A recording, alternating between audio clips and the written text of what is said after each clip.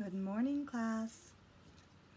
All right, this is In Mama's Kitchen by Jerdine Nolen.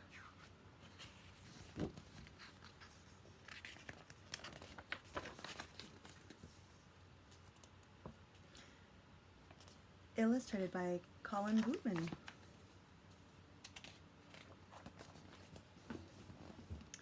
First in line. Seems like everything that happens in my house happens in my mama's kitchen. Like the day Nadine burst in waving a letter over her head. I got it, she yelled. What? I shouted back. What did you get? Nadine held the letter over her heart and closed her eyes. She read the whole thing without even looking at it. Dear Miss Jeffries, I am pleased to inform you that you have been accepted into our university on a 4-year music scholarship. We did a dance around Nadine. Mama and Daddy hugged each other really tight. Then Nadine got out her clarinet and played Daddy's favorite song, This Little Light of Mine. Daddy sang a made-up song about Nadine being the first person in our family to go to college. This little daughter of mine, first in the family line. This little daughter of mine, she's made it to college time. This little daughter of mine, first to be in line. Going to college, see her shine. I felt so proud. I stood on a chair and saluted her. The wedding. My friend Naomi made all the plans. We held Emma's wedding in the sunniest part of Mama's kitchen, right under the window. We marched her down the aisle between Mama's African violets. Janie was supposed to be the groom, but she squirmed and meowed and wrestled out of her wedding clothes. Then she hid behind the stove. We had the reception anyway, tea cakes and ice-cold buttermilk. The groom came back when she saw the buttermilk. Talking Pots.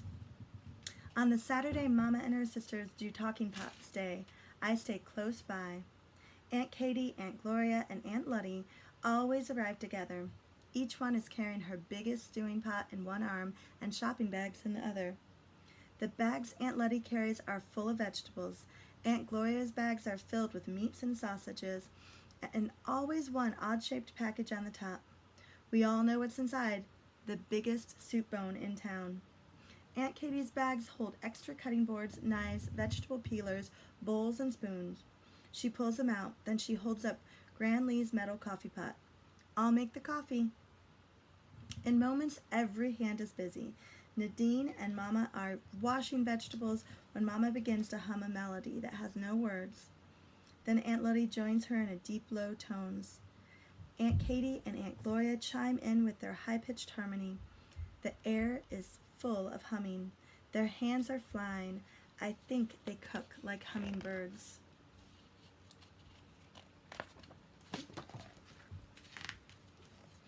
Just as easy as the music started, it turns to talk.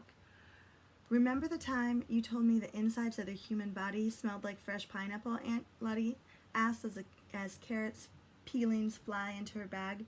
I got laughed right out of 7th grade science class that day. Remember how Mama always brags about the way I chop onions?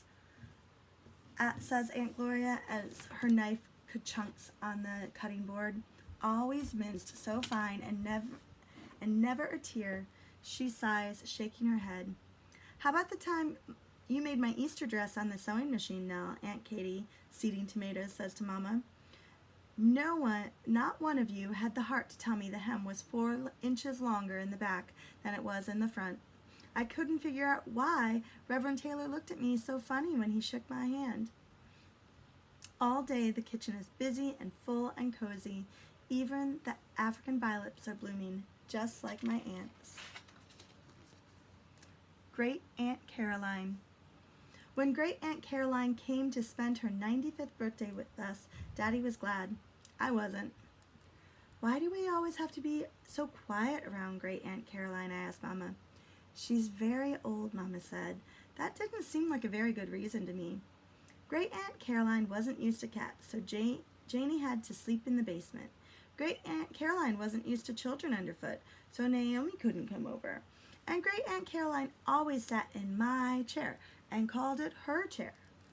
She was still sitting there when I cleared the table one morning. Henry, her walking stick, rested on her lap. I figured she was watching to make sure I did a good job, but by the time I was finished, her eyes were closed. She was completely still. It didn't even look like she was breathing. Had she died? I held my own breath as I leaned over to look at her face. Suddenly, she opened one eye just like Janie. "Boo!" she shouted. "Gotcha! Made you look! Ha ha ha!" Later, when we went for a walk, she called me her walking out to the backyard friend. Janie's apples. Every October, Mama makes crab apple jelly. I wash the apples, Nadine peels them, Mama cooks them, and we are all fill the jars. It gets pretty busy, so Janie usually hides behind the stove. Usually, but not this time. This time she marched into the middle of the kitchen and jumped on top of a basket of apples. Mama shooed her, but she wouldn't get down. I put her on the floor, but she jumped right back up and rolled around. "Shoot, Janie," I scolded. She batted an apple, then another, and another. I think she thought the apples were mice. Just as I reached down to pick her up again, she batted one mouse too many. The basket fell over, and the apples came crashing down around her.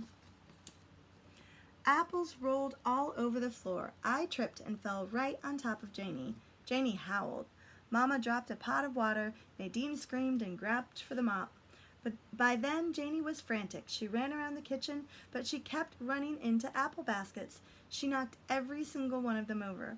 Then she slid through the puddle of water and crashed into the wall. Just then we heard Daddy at the door. Janie scrambled to her feet, let out a wild meow, and flew outside right between his legs. He stared after her, then he stared at the mess in the kitchen. Finally, he looked at the three of us. "Cat got everyone's tongue?" he asked, and we all burst out laughing. Corn pudding time. Most of the time we say that the kitchen is Mama's, but when Daddy makes corn pudding, it belongs just to him. At the first crackle of fallen leaves, he announces it's getting to be corn pudding time. As soon as the first frost covers the ground, he rubs his hands together, sniffs the air. He says, "I can almost smell the corn pudding cooking up right now." By the time the pumpkins have all become sagging jack-o'-lanterns and pumpkin pies, Daddy has taken over the kitchen. Watching Daddy make the corn pudding is a lot better than actually eating it. He turns the handle of Mama's old-fashioned egg beater. He sings La Cucaracha and dances the cha-cha. While he shifts and stirs, measures and mixes, pours and pinches, and he sings and dances the tango right across the kitchen floor. He says as he slides the corn pudding into the oven. "This is going to be the best one yet." Then he picks me up and we twirl and swirl around the room. Corn pudding has never been a favorite dessert of mine, but when Daddy presents it to the dinner table wearing that smile of his and humming "Glory Hallelujah," having to eat it is worth it. Winter and the Grand Lee. In winter, when I come home from school, the kitchen fogs the windows. I hug Mama from behind and she says, "Hello, sweet potato pie. How was school today?" Then she drops a taste of peach cobbler into my mouth and peach juice dribbles down my chin. "Stand close to Grand Lee and warm the shivers off," she tells me. Then we talk about my day while she stirs a pot of greens, turns the fried chicken, and mixes a bowl of cornbread batter. Chum, chum, chum, chum. Mama's wooden spoon scrapes against the bowl. But before she can put the cornbread into the oven, she jiggles and shakes the door handle.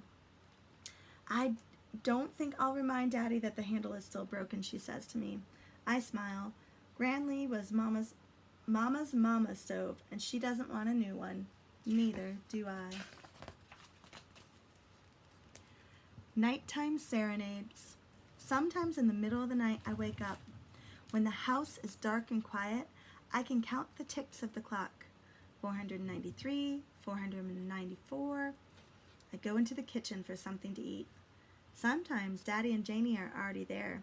We sit and snack together on whatever we like. Sometimes we make sandwiches out of leftovers and have ice cream and cookies. We giggle and munch and try not to wake up the others. We talk in whispers and make big gestures but Daddy isn't all that good at being quiet. Clang bang, a lid falls on the floor. Soon Mama and Nadine are in the kitchen too, and Daddy doesn't have to whisper anymore. Now that we're all here, how about a story, Daddy asks. Then he starts the way he always starts. When I was a little boy down on the farm, and after the story comes songs. Daddy calls them serenades for sleepless nights. We sit around the table talking and singing, laughing just like that's what everybody does in the middle of the night. And when I finally start to yawn, I know for sure that everything good that happens in my house happens in Mama's kitchen. Oh, sweet.